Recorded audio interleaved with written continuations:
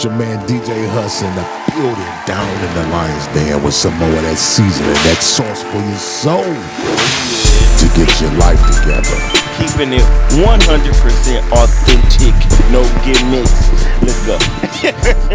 I like that. Oh yeah, we back at it again, and you know, there's a few things to talk about. What you got? Yeah, first of all, we got to talk about this. Well, Mike Tyson fighting Jake Paul. Who you got your money on? Let's keep come on now. I know, right? I remember, I'm gonna do this look real quick. Yeah. I remember I was about 15, 16, and my uncle told me to do something. Yeah. And I was like, I ain't doing it. He was like 40. Yeah. And I ran up on it. I said, you do it. He grabbed me with the strength of 20 men. Oh my God. That old man strength never leaves. Hey, that's what I was gonna get at. Jake Paul might get killed. That is the only thing that I was thinking though, because it's like, yeah, we know this is Mike Tyson. He's a beast. He's Mike Tyson, right? However, it is the one factor. He is so I guess you're speaking of that. He is a bit older now, and he's going against like a 25. The resilience of youth is crazy. Yeah, but I don't know. I don't know if that's. But the resilience of youth, Mike Tyson, when it translates to sports, is your speed, is your stamina, but not the power. Yeah. And I saw some clips. Don't do it. Ain't nobody got time for that. Well, he gonna avenge Nate Robinson. Yeah, Nate Robinson definitely need Avengers after that. Oh my goodness. Boy with the sleep. I couldn't believe that. I genuinely couldn't believe he got Nate Tyson Nate Robinson like bozo. Yeah, and then but that's crazy. I ain't gonna lie though. The brothers, they capitalized because then you got his brother fighting Floyd. Yeah. Yeah, that's wild. Like, they really out here getting the bag, but hey, I don't know if this is the best decision for him, like that fighting Mike Tyson. I want to see him get knocked out though. Hey, it might be that. It might be about that time. Oh, for real? Yeah, it might be about that time. Anyways, we don't gotta touch too much on that. But what I do want to go to, what you got, is your boy Bronny James that made it to the Congratulations. Let's clap it up for Bronny. Oh yeah, he made it up. Clap up. The first father and son duo in the NBA. Yeah, that's good. On your favorite team. That's a fact. How do you feel? Like, I gotta hear it. I'm happy, but you know, it is what it is. Bron is over. You need to relax. Yeah, and he did say he was holding out on like retiring to when he can share the court with his son. He actually get to do that. I think that's such an amazing thing, though. Really, like, yeah, that's kudos to that my fellow brother. You know, that got children. You know, that's something amazing. Exactly. And I only can imagine how you feel. I know, right? You know, but the sports side of it is horrible. Oh, you don't feel like it's necessarily a good move? No, not for the Lakers. Jenny Buss, no. Well, I haven't seen too much of Bronny like game. Well, he went 55th pick. Dang, you right. He did go 50. He's not a great player. But however, there's always underdogs that eventually, you know, they get. We talking about NBA. And we talking about the Lakers. They don't. The Lakers is not an organization that went later. Remember, they are a top 3 team organization in the league. It's Los Angeles, New York, and Boston. Those are money-getting teams. Yeah. Those are franchises worth the most. You know, I think they're in the top 10 franchises of all sports history. They don't play games. Dang, yeah. So the day that LeBron most likely retired, Bronny getting cut. I hope that don't happen. I hope it's a business. Yeah, no, 100%. But I do hope he's able to prove himself before, you know, that happens. But, you know, I don't know. Only time will tell. Well, it's cool. Master P played in the NBA. Don't forget. Oh, yeah, I forget Master P. Show did play in the NBA. Yeah, you know. That's an amazing? It's fine. It's cool. I'm glad. And if he go and win a championship with his son, that's monumental. Monumental. You know what I'm saying? That's never been done. Right. So, kudos to Bron. And his son following his footsteps like that. I'm happy. Yeah. That's crazy. And it's funny that comment you said earlier, because that actually begs another question. Like, how important you feel like it is, like, for your children to like follow in your footsteps? Oh man, there's no other way. Do you feel like that is like the best blueprint for them to? Well, for one, you got to understand what you asking. Yeah. Asking. And especially because you in particular have exactly. Sons. So me is no other way. Okay. Especially if I felt I wasn't a failure. Right. Which yeah. You see what I'm saying? You're not a failure. Exactly. Not a failure. So if I felt like I had the blue, because a lot of people say I want my kids to be better than me. Right. And to say that, it's almost like, of course you want your kids to be better, but I want my kids to become me. And a better version of me. Okay, a better version of you. Yeah, not be better than me. That's somebody else. Yeah. So watch what you say, parents. You want your children to be a better version of you. That's if you are the best version of you already. Because, the parents, it's horrible. You got parents taking 10-year-olds to go see Megan Thee Stallion. You feel what I'm saying? That's not a great parent. It's a crazy day out. I'm just saying, no, seriously, if you providing for your family, and you taking care of your kids, and your kids see that, and I want my kids to do that when they have their family. Right, exactly. I get what you're saying. That you want them to emulate your good habits and be better than your bad habits. And that's it. We like, for me, I filtered out all my father's bad habits because as I'm a man, I can understand and see it. Yeah. But growing up, you really don't notice it and understand it, so you try to correct the mistakes that you see them do. Right. So a better version of me, because I felt like he was a great father in what he did. Oh, he was 100%. But yeah, I don't use the terminology to be better than me. Right. No, you're degrading yourself. No, I get what you're saying because because you're not saying there's nothing wrong with. I want you to be a better version of me, but better than me. Language is very important. Very. And yeah, like, so I understand that small difference. It changed everything. Just changed the whole perspective on it. A child can look at you like you ain't nothing. Yeah, exactly. You do kind of got to be careful about language. So I do like that twist. That might be a good note. Hey, for all the parents. That's a fact. All the parents. But like, back to like your kid following in your footsteps, like especially when we talking about on a professional level. Do you feel like your kid following your footsteps, like professionally, is the best route to take as well? That's here or there. Okay, so you're saying that in particular, like, what do you? Because they don't have to do what I do. Okay.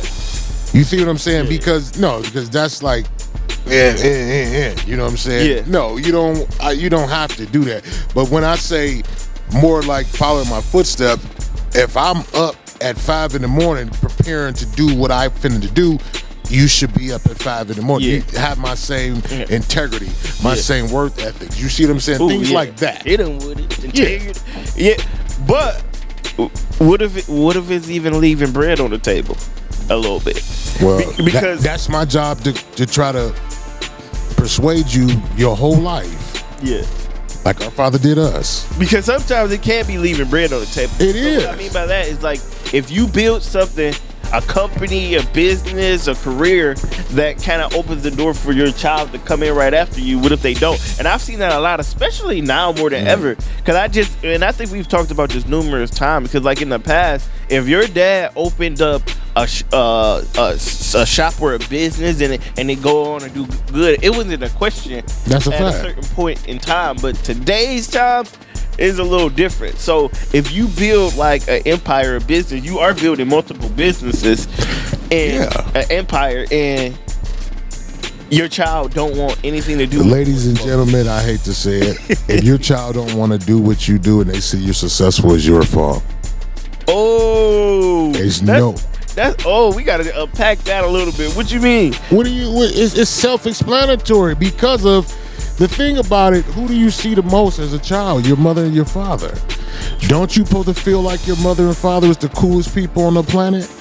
Yeah, but you do know, like, kids get to a certain point where they feel like they want to do their own thing. Because you let the world do what the world do. Society teaches your kids. Yeah, that's a factor. I really don't know where that comes from, but I've seen it time and time again. We know people personally with successful businesses, and we're like, wow, like, look at all you got, look at all you've acquired. Where is your, like, son? Don't you got a son? Or where's your daughter? And they're like, oh, they wanted to do this and that. Yeah. And even when this is, and they lacking. Even when that alternative even isn't as lucrative or whatever, they do that. That's mind-boggling. A wise man told us. He said, "Son, I'm not sending you to school for 4 years to run the business. You hire somebody to go to school for 4 years, and you sit back and pay them." Hey, what's the point? That's just a figure of speech. It's not a rag on school. Yeah, it's just because he had to take over his father's business. Yeah. So That's a tough thing though, because like, I feel you on it's the parent. Like, I do think the parents, what you said, the parents can influence that 100%. But some kids do want to go against the grain. What do you do? They do. But do you think Michael Jordan's son didn't want to ball? He couldn't ball. Yeah, no, he did try. Yeah, no, he just couldn't. Yeah, he wasn't. Right. He wasn't MJ. He did. Didn't Kobe daughters all wanted to hoop like their daddy? Yeah, you right. You right. Don't LeBron's sons want to ball out? That is interesting. I do. You think Jay-Z and Beyonce kids is not gonna have nothing to do with entertainment? Blue on stage right now. Right now. Ain't Kim K and Kanye's kids? North's making songs. They following behind their parents. Yeah, you are right. When you shut society out and you decide and you do that, that's a good point, right? But do you think that might be a special case because they're celebrities? However, you are right. They do live in a closed world where it's almost like they just know what their parents do and they kind of go. Well, you can use Kanye and Kim. They are society. Society follow them. That don't mean that they let their kids follow society. You seen Jeezy, his son ain't finna be trapping. He took his son and put him through school. Right. He's not even a part of the society. Yeah, he influenced his kids to take a different path in a way. Look at Russell Simmons' kids. Yeah. Well, I'm just saying, if we want to keep it 100%, let's look at the people that we look up to and how they raising their kids. Yeah. Look at Master P, how he raised Romeo. Yeah, I see what you're saying. They came behind their parents to keep the business going, even though Romeo came out and got mad because he didn't get some money that he wanted. Try to clown his daddy. Yeah. But boy, you grew up rich, so kick rocks. But at the end of the day, if they decide they don't want to do that, you okay with it? It depends on your foolishness.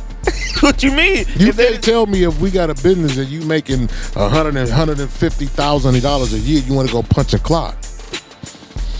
Well, remember, if you have a business, you got to explain it to them that your time is more worth than any dollar amount on this planet. Or what if they wanted to go start their own thing and start it from the ground up, get it out the mud? Well, that's possible too. It got to be lucrative.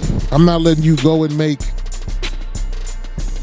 I'm not letting you go in the vein. Got you making like a bad investment. Yeah. But sometimes you got to get bruised and bumped. Kids are dreamers to learn, and they should be. Yeah, sometimes you got to get bruised and bumps to learn because, like, sometimes that might be the best teacher, and then they might wake up and say, "Oh, I see what my parents were trying to show me." All of that stuff stems from people trying to chase the dollar and don't know what success is. Well, you talking about the child in this scenario? Everything. Well, it all stems from that. Because remember, a lot of them, you hear a lot of kids say, "I don't want to be up under my parents' thing, this, that, and the other." Yeah. You know, and all of that I stems see from what. that. Yeah. Some of them do feel like, I want to have my own independence. Yeah, my own. But thing. they don't realize once the baton is fully passed to them, that is their independence. Yeah, they don't understand it. But that's a multi-layered situation, and it is very, very. It's a lot of questions. Like before we close, go ahead. No, I was just saying it's a lot to try to understand there, because I've seen that where they just want to do their own thing, even if it don't make sense. And I've seen the other way, but before we close that out, before you change it, and people wonder why black folks don't have generational wealth. Generational wealth is very important, and I will say that is like the number one thing, because generational wealth is created by somebody making a sacrifice and passing it down, and you doing what you're supposed to do, because it's not about you. You're right. It's about the next. You're right. And it's about the next. Generational wealth only comes from passing that baton, and then the next person is like a relay race. Somebody gonna be rich. Person could do their best to help elevate that baton and pass it on to their next. So how can a child say, "I don't want to do that, I want to do my own thing"? I don't know, but it's becoming more and more popular. I even seen I outright saw a commercial about it. It was some bank commercial. Yeah, remember? Yeah. We know a lot of black businesses, y'all. I can run off 8 right now where the kids is not helping the parents run the business. Yeah, I know a few too. I know a few too. It's the weirdest thing. And like, they're successful businesses, and then you like, hey, where is your son, or where blah blah blah? They doing this, they doing that, and it's like, oh, okay, that's crazy. But hey, like I said, maybe they'll learn from, or maybe they will find their happiness elsewhere. But I don't know. I do think it's the weirdest thing, especially when you come to talk about building generational wealth. I think that's important, man. I really do.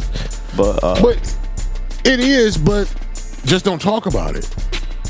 Because some families have generational wealth, and some families are just meant to be workers and not pass nothing down.